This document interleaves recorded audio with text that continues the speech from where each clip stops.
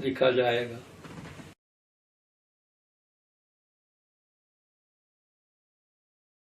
قائد اعظم رحمۃ اللہ علیہ کی تقریر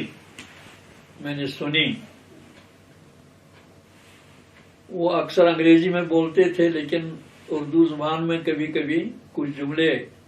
فرماتے تھے۔ لیکن بہرحال میں چھوٹا تھا اور وہاں جمع غفیر تھا لوگوں کا، بہت دور سے ہی میں نے ان کو دیکھا اور ان کی تقریر کا کچھ حصہ سنا۔ لیکن وہاں جو لوگ تھے اس جلسے میں شریک، وہ اکثر یہ نعرہ دیتے تھے، پاکستان کا مطلب کیا، لا الہ الا اللہ، اور ان نعروں کی گونج وہاں پیدا ہوتی تھی۔ سارے جتنے بھی جلسے میں لوگ شامل تھے وہ اس نعرے کا جواب مثبت انداز میں دیتے تھے، اور اس سے یہ اندازہ لگانا کوئی مشکل نہیں تھا کہ پاکستان کے حصول کی جو جدوجہد ہو رہی ہے اس میں اسلام ہی پیش نظر ہے، اور لا الہ الا اللہ محمد رسول اللہ صلی اللہ علیہ وسلم کا کلمہ جب پڑھا جائے اور جب اس کا نعرہ دیا جائے اور اس کی طرف لوگوں کو بلایا جائے تو ظاہر ہے کہ اندازہ لگایا جا سکتا تھا کہ پاکستان ایک نظریے کے لیے وجود میں آ رہا ہے، اور ایک نظریے کی تعمیر کے لیے، ایک نظریے کی آبیاری کے لیے، ایک نظریے کے غلبے کے لیے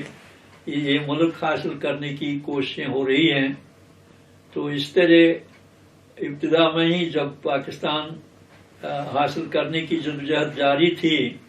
تو اس وقت یہ اندازہ لگایا جا سکتا تھا کہ پاکستان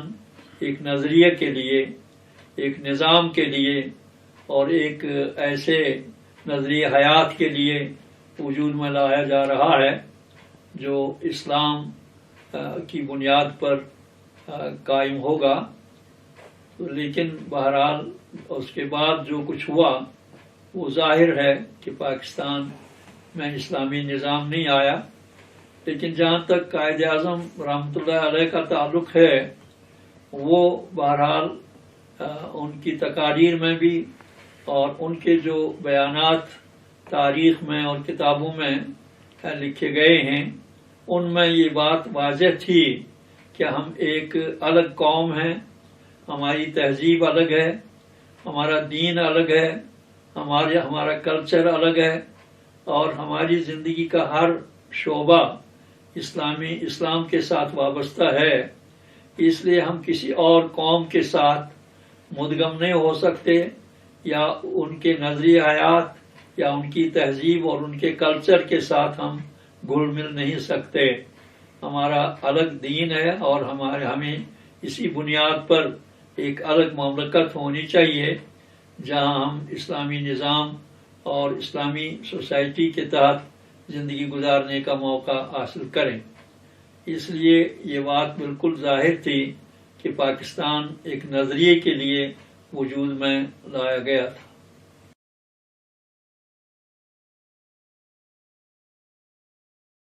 مولانا عطا اللہ شاہ بخاری رحمۃ اللہ علیہ، ان کی تقریروں کا مختلف انداز تھا۔ وہ اکثر و بیشتر پوری رات وہ بولتے تھے۔ عشاء کی نماز کے بعد وہ اپنی تقریر شروع کرتے تھے اور ممبر سجاتے تھے، اور پوری رات وہ شاندار اور بہت ہی جاندار انداز میں تقریر فرماتے تھے۔ ان کی تقریر میں قرآن اور سنت کے حوالے اکثر و بیشتر سننے میں آتے تھے، اور ان کا ولولہ، ان کا جوش اور ان کا جذبہ اور اسلام کے ساتھ ان کی وابستگی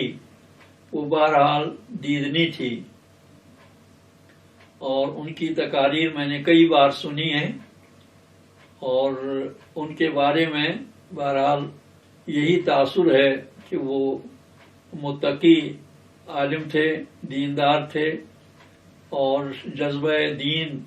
ان کی رگ رگ اور نس نس میں بھرا ہوا تھا، اور وہ چاہتے تھے کہ پاکستان جو بنے وہ اسلامی نظام کے لیے بنے، اور وہ یہ چاہتے تھے کہ ہماری قوم اسلام کے رنگ میں رنگ جائے، اور وہ صرف زبانی کلمہ پڑھنے تک ہی محدود نہ رہے، بلکہ پوری زندگی میں وہ اسلامی تعلیمات کے مطابق اپنی زندگیاں گزارنے کے لیے اپنے آپ کو تیار کریں۔ یہ ان کی تقاریر میں اکثر و بیشتر یہ جذبہ اور یہ ولولہ سامنے آتا تھا۔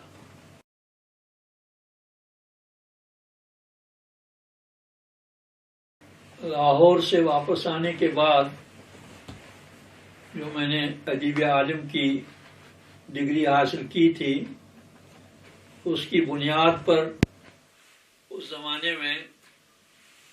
اردو زبان پڑھانے کے لیے ایک ٹیچر کی امید رکھی جا سکتی تھی کہ یہ ملازمت اور یہ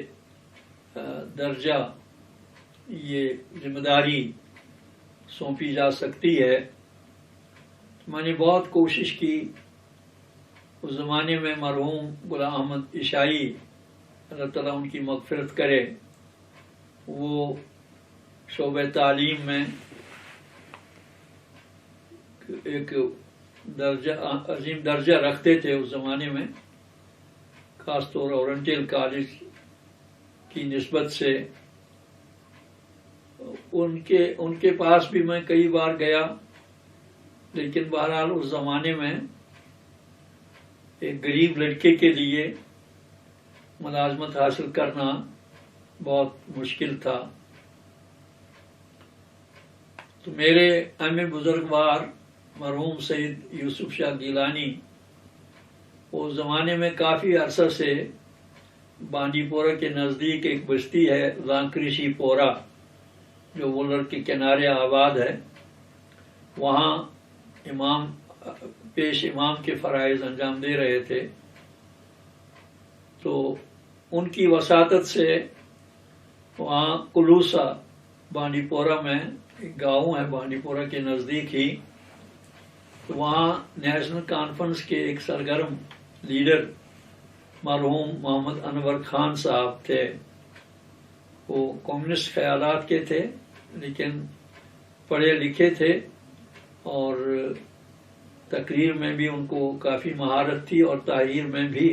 اس زمانے میں اس درجے کا پڑھا ہوا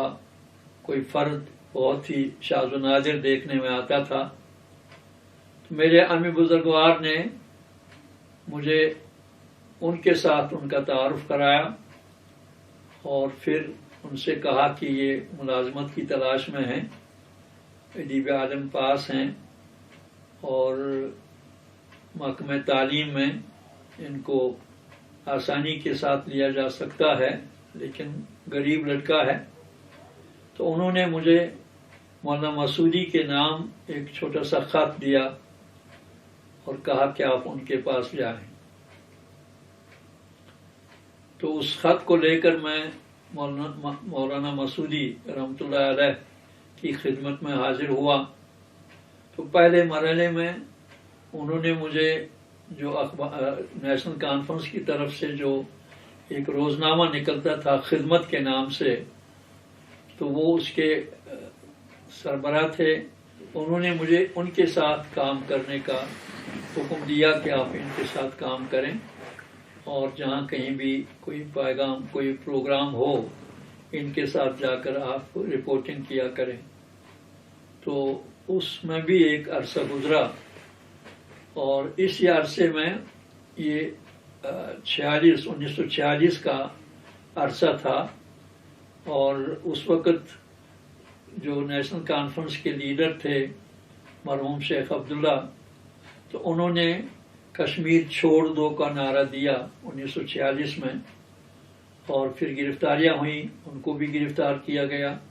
اور دوسرے جو نیشنل کانفرنس کے لیڈر وغیرہ تھے ان کو بھی گرفتار کیا گیا، تو میں مجاہد منزل میں نہیں ٹھہر سکا،